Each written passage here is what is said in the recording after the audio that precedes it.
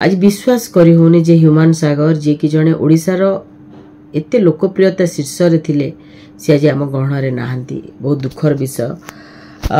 मु एतिकी कहबी जे अति निकट रु मु तांको सहित आलोचना करिछि, कथा आइछि मो स्टूडियो रे।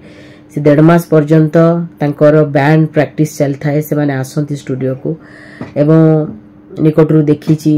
एवं मोर गोटे लास्ट मु 9 तारिख रे तांको सहित कथा आइछि, जोतरे कि से मोर गोटे गीत को गाइबार थिला एवं से गीतटी बहुत भल लागुतला बोली मते बार बार से कहउतले जे मैम मोर देह भल नाही, मो टिके रेस्ट नउची, आपण ए गीतटा काहा को देबेनी, मो ए गीतटी गाइबी।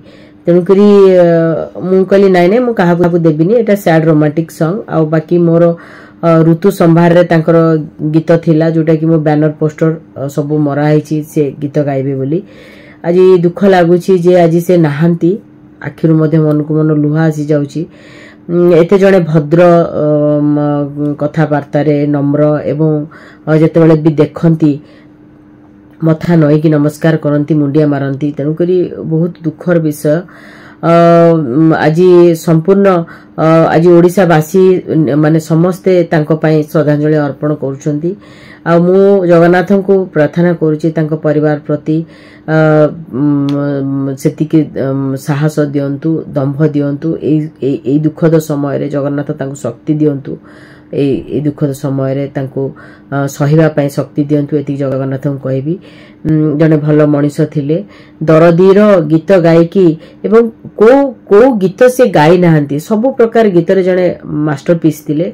जेंती